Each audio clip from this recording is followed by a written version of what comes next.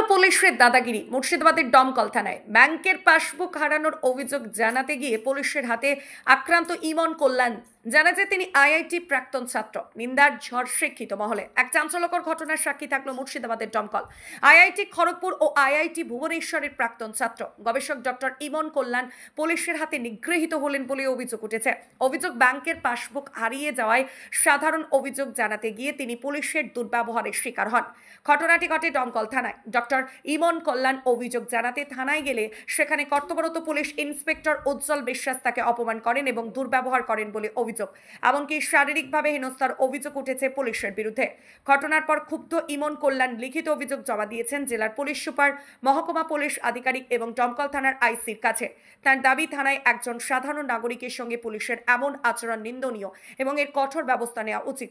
শিক্ষিত মহলে তীব্র প্রতিক্রিয়া। ডক্টর ইমন কল্যাণের এই অভিজ্ঞতা ছড়িয়ে পড়তে শিক্ষিত মহলে ব্যাপক প্রতিক্রিয়া সৃষ্টি হয়েছে। অনেকে প্রশ্ন তুলছেন, যদি একজন উচ্চ শিক্ষিত ব্যক্তি থানায় গিয়ে সুবিচার না পান, তাহলে সাধারণ মানুষের কি অবস্থা হবে? এই ঘটনা নিয়ে পুলিশের কোনো প্রতিক্রিয়া পাওয়া যায়নি। তবে বিষয়টি নিয়ে তদন্তের দাবি তুলেছেন সমাজের বিশিষ্টজনেরা।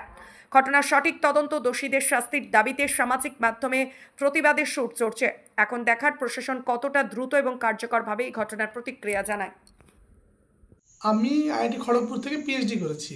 তো আমার যে পাসবুক ছিল এসবিআই অ্যাকাউন্টের, সেই পাসবুকটা হারিয়ে যায়। তার জন্য আমি একটা জিডি করতে যাই 1:30টা নাগাদ। এবং জিডি করার উনি যে কাগজপত্রগুলো, সেই কাগজপত্র যিনি অফিসার ইনচার্জ ছিলেন, উনি দেখে সঙ্গে সঙ্গে বললেন যে আপনি একটা স্ট্যাম্প মেরে নিয়ে আসুন ব্যাংক থেকে। তখন ওনাকে আমি বোঝানোর চেষ্টা করি যে না, আমার ব্রাঞ্চটা হচ্ছে খড়গপুরে, তাই আমার পক্ষে স্ট্যাম্প মারা সম্ভব না। তখন উনি বললেন আমি করতে পারবো না। আমি বললাম আপনি ডিনাই করছেন কেন? তখন বলছেন তুমি জোরে কথা বলছো কেন? এবং আগের কথাগুলো উনি খুব জোরে বলছেন। তাই বললাম আমি কেন জোরে বলছি, আপনি জোরে কথা বলছেন। তখন উনি বলছেন না তুমি জোরে কথা বলছো। তারপরে থানার যে আশেপাশে স্টাফ ছিল তারা সঙ্গে সঙ্গে আমাকে ছেঁকে দেবো, না তুই জোরে কথা বলছিস, তোকে লকআপে দেবো। এই রকম বাকবিতণ্ডা একটা চলছিল। চলতে চলতে হঠাৎ করে মেজবাবু উজ্জ্বল বিশ্বাস বলে উনি আসলেন। উনি যে বললেন কী হয়েছে, দিয়ে আমি বললাম যে স্যার এরকম এই ঘটনা। তখন উনি আমার কাগজপত্র কই, এই কাগজগুলো বলে দেখি বলে উনি সঙ্গে সঙ্গে কাগজগুলো নিয়ে বলেন ঠিক আছে আপনি আমার সঙ্গে আসুন। আমি এবার বুঝতে পারি না, আমি সরল বিশ্বাসে ভাবছি যে ঠিক আছে উনি কাগজ নিয়ে হয়তো ঠিক করে দেবেন। উনি আমাকে যেখানে জিডি লেখা হয় তার পাশ দিয়ে বাম দিক দিয়ে ঘুরলে, বাম দিকে ঘুরে যদি একটু এগিয়ে যায় করিডরে, সেই করিডরে পার্থসারথী মজুমদার যে আইসি আছেন, উনার ডান দিকের যে ঘর, একদম শেষ ঘর, যেটা মেজবাবুর ঘর, যেখানে সিসিটিভি নেই, করিডরে আছে কিন্তু ওখানে সিসিটিভি নেই, ওখানে আমাকে যেতে পারেন। ওখানে আমি ঢুকে পড়ি, আমি তো জানি না সিসিটিভি নেই। আমি ঢোকার পরে দরজা বন্ধ করেছে বেদম্মার উনি ছিলেন এবং আরও 3-4 জন ছিল, সবার নাম আমি জানি না কারণ আমি মনে করতে পারছি না। এবং অশ্রাব্য ভাষায় গালাগালি এবং আমার ব্যাগ খুলে নিয়ে টেনে ছিঁড়ে ফেলে দেওয়া। আমি ওনাকে বারবার রিকোয়েস্ট করেছি, দেখুন আমি পিএইচডি করেছি, আমি অশিক্ষিত ছেলে নই, আপনারা একবার খোঁজ নিয়ে দেখুন। কিন্তু ওনারা আমাকে অশ্রাব্য গালাগালি, মা বাবার গালাগালি, মানে বিভিন্ন ধরনের গালাগালি এবং মা বেতের লাঠি দিয়ে এবং ফিজিক্যাল অ্যাসল্টের বিভিন্ন জিনিস তো আপনারা দেখেছেন, গায়ে যেরকম আছে বিভিন্নভাবে মেরেছেন, লাথি, বুকে মার। তারপরে যখন আমি ফোন বের করে মাকে ফোন করার চেষ্টা করছি, তখন ফোনে মারতে যাচ্ছেন লাঠি দিয়ে, যাতে ফোনটা ভেঙে যায়। দামি ফোন, ভেঙে গেলে অসুবিধা হবে, ফোন কেড়ে নেওয়ার চেষ্টা করেন। দেখ আমি ফোনটা ঢুকিয়ে রাখি আর আমি দেওয়ালের দিকে কোনাতে সরে যাওয়ার চেষ্টা করি বারবার, উনি মারলে যাতে মারগুলো না লাগে আমার, মানে ফোনটা যাতে আমার না ভাঙে বারবার। তারপরে কিছুক্ষণ পর যখন অনেক মারা হলো, তারপরে বললাম ঠিক আছে আপনি মেরে নিন আমাকে, যতক্ষণ পারবেন মারুন, কিন্তু আপনারা কাজটা ভুল করছেন। তখন উনি আমাকে আবার গালাগালি করেন এবং ওর সঙ্গে সুরজ কুমার বলে একজন অফিসার, উনি বসেছিলেন হাসছিলেন।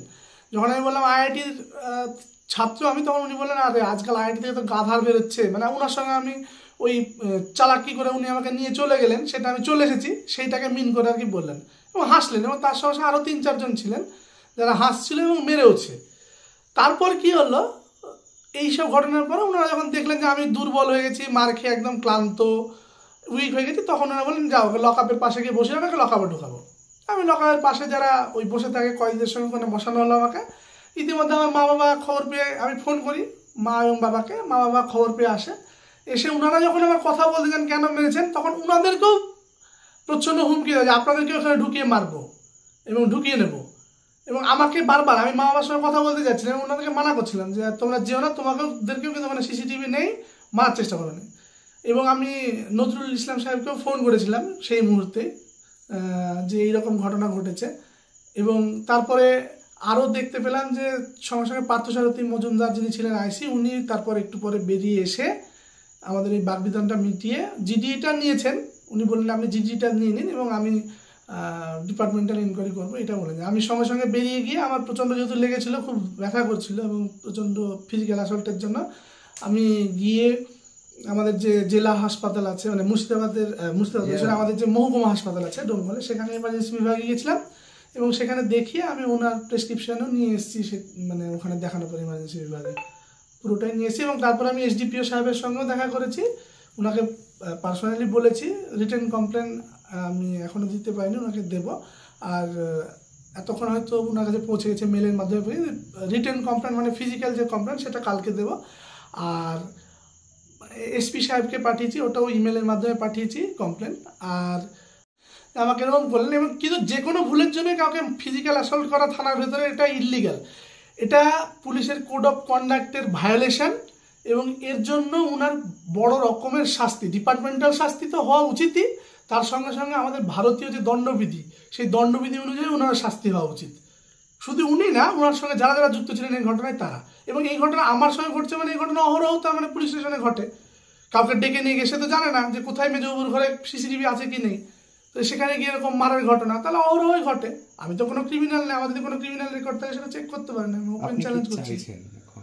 আমি শুধুমাত্র চাইছি এই ঘটনার সঙ্গে যে যে ব্যক্তি জড়িত তাদের ডিপার্টমেন্টাল এনকোয়ারিও হোক, তাদের কড়া শাস্তি হোক, এবং ভবিষ্যতে যেন এই ঘটনা না ঘটে, এবং বিচার বিভাগীয় তদন্ত হোক। বিচার বিভাগ আমাদের ভারতীয় দণ্ডবিধি যে যে আইনে ওনাদেরকে মামলা করা দরকার সেই মামলা করুক সবাই, মানে যে এসপি আছেন, যিনি এসডিপিও আছেন, এসডিও আছেন, ওনাদেরকে আমি রিকোয়েস্ট করব, এবং সেই সঙ্গে ওনাদের বিরুদ্ধে যেন কড়া ব্যবস্থা নেওয়া হয়, এবং ভবিষ্যতে যেন এই ঘটনা আমাদের ডোমকল মহকুমায় না ঘটে সেই জিনিসটা যেন করা হয়। আচ্ছা, সাধারণ মানুষ কি না, আমার মতন লোক একটা, আমার বাড়ি এখানে কাছে, আমার ঢিলছোড়া দূরত্বে বাড়ি, সেখানে আমাকে না জেনে, আমার সঙ্গে কোনো খোঁজ না নিয়ে মেরে দিল, যদি একটু দূর থেকে কেউ কমপ্লেন নিয়ে আসে তাকে তো মেরেই ফেলবে হয়তো লকআপের মধ্যে ঢুকিয়ে। আর আমাকে এরকম প্রকাশ্য দিবালোকে করছে, রাত্রি হয়তো কাউকে মেরে ফেলতেই পারে পুলিশ, তো অস্বাভাবিক কিছু নয়। পুলিশের বিরুদ্ধে যে অভিযোগ করছেন আপনি, এবার কি আরো আতঙ্কের ব্যাপারটা বেশি হচ্ছে? না, পুলিশের বিরুদ্ধে আমার দেখুন, পুলিশের সবাই খারাপ নয়, কারণ এর মধ্যে থেকে যিনি আইসি ছিলেন পার্থ সারথী মজুমদার, উনি কিন্তু আমাকে বাঁচিয়েছেন, উনি নিয়ে এসছেন।